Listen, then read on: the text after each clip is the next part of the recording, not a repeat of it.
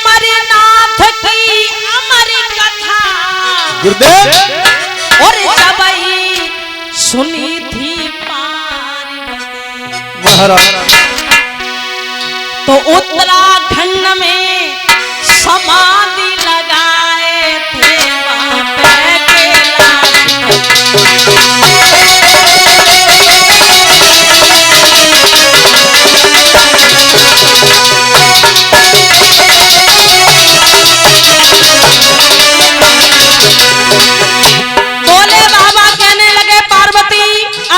सुनाने जा रहे हैं, लेकिन ध्यान मग्न होकर सुनना। और परीक्षक जी आप अपनी आरती तैयार करो।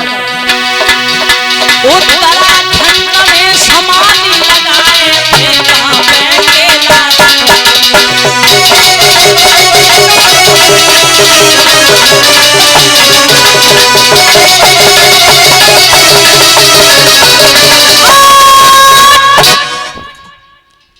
भोले बाबा पार्वती से कहते हैं अमर कथा सुनाने जा रहे हैं, सो मत जाना, हुक्म देते रहना। मैया पार्वती ध्यान मग्न होकर के अमर कथा सुनने लगी। भोले बाबा अमर कथा सुनाने लगे, लेकिन हुआ ऐसा थोड़ी देर बाद मैया पार्वती सो जाती है। निद्रा रानी ने अपनी गोद में ले लिया, गहरी नींद में सो गई। भोले बाबा अमर कथा सुनाते रहे, लेकिन बताया जाता जिस वृक्ष के नीचे बैठ करके भोले बाबा अमर कथा सुना रहे थे, उस वृक्ष पर तोती का अंडा रखा था। अंडा फूट गया, उसमें से बच्चा निकल आया। वही बच्चा अमर कथा सुनने लगा, हुकरा भरने लगा। भोले बाबा समझ रहे हैं कि पार्वती हुकरा दे रही है, लेकिन वो हुकरा तो तोते का बच्चा दे रहा था। भोले बाबा ने जैसी अमर कथा सुनाई और जैसी नेत्र खोले तो क्या देखा है कि पार्वती गहरी नींद में सो रही है। भोले भगवान की भोले बाबा ने कहा है कि पार्वती ये सब क्या है? अरे हमने तुमसे पहले ही कहा था कि सो मत जाना, हुक्म देते रहना, और तुम सो गई। बहुत गलत किया पार्वती, हम तुम्हें श्राप दे रहे हैं, तुमने अच्छा नहीं किया। तो भोले बाबा मैया पार्वती से कहते हैं क्या? निंदिया बाई के घर जाइए। अच्छा बताया है। हाँ। निंदिया बाई के घर जाइए। जय हो। कहाँ पे? जहाँ पर राम भजन ना हो।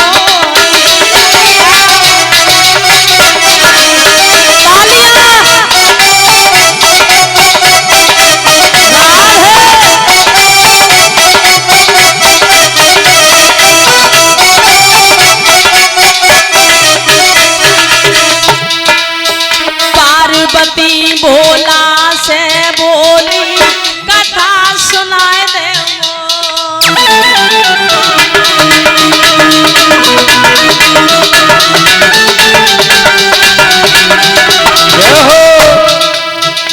थोड़ी देर की बात है, 2 मिनट और मेहनत कर लो, तालियां बजा लो। पार्वती भोला से बोली कथा कराए,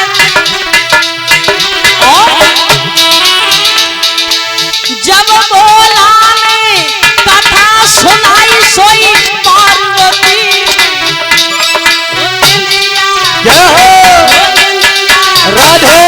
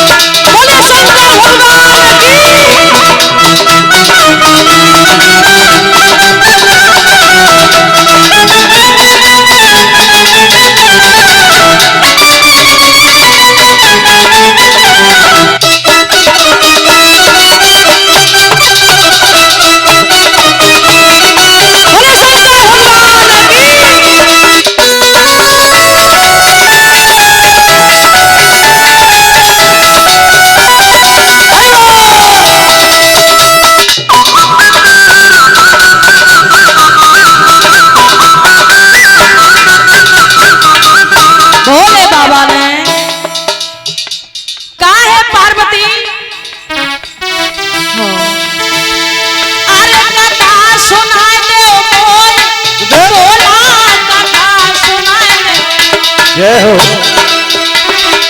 निंदिया बाई के